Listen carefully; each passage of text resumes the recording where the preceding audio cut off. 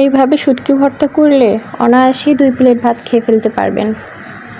তো আসসালামু আলাইকুম এভরিওয়ান, কেমন আছেন সবাই? এই তো ছোট্ট একটা ব্লগ ভিডিও নিয়ে চলে আসলাম আবার আপনাদের মাঝে। তো আজকে তেমন কিছু করব না, অল্প একটু শুটকি মাছের ভর্তা করব। আসলে শুটকি মাছটা আমার হাজব্যান্ড একদম খেতে চায় না, এর জন্য বাজার থেকে নিয়েও আসতে চায় না। অনেক দিন ধরে বলে বলে একটুখানি শুটকি মাছ নিয়ে এসেছি। তো যাই হোক, এখন ভাবতেছি এটা একটু ভর্তা করে খাই। আসলে রান্নাটাও হয়ে গেছে, আমি মাছ রান্না করছি, লাউয়ের চোষা ভাজি করছি, আর ভাবলাম একটুখানি শুটকি মাছ ভর্তা করি। তো এই জন্য আমি শুটকি মাছটা একটু ফুটন্ত গরম পানি দিয়ে পরিষ্কার করে ধুয়ে নিলাম, আর কি যেন উপরকার ময়লাটা আর বাজে গন্ধটা চলে যায়।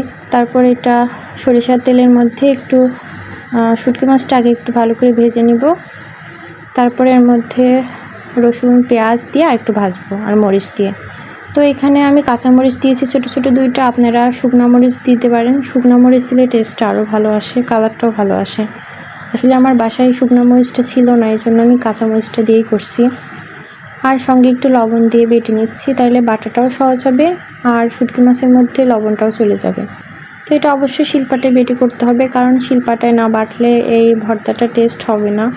অনেকে ব্লেন্ডারে করে, কারণ ব্লেন্ডারে এত ভালো টেস্ট হয় না, মানে যে কোনো ভর্তা করা এটা হলো পাটায় বেটে করলেই বেশি ভালো হয়।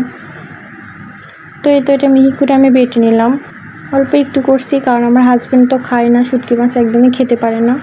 তো আমি একটুখানি খাওয়ার সময়ও দিয়েছিলাম, ও খেয়ে বলছে ওর নাকি বমি আসতেছে। তো কী করার, কিছুই করার নাই, এক একজনের টেস্ট এক এক রকম।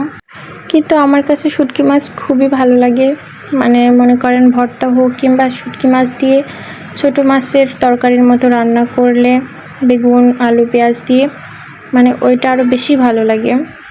কিন্তু শুটকি মাছ ওদের খাওয়াই হয় না, কারণ আমার হাজব্যান্ডকে অনেক দিন ধরে বলি সে বাজার থেকে আমার শুটকি মাছ নিয়ে আসে দেয় না।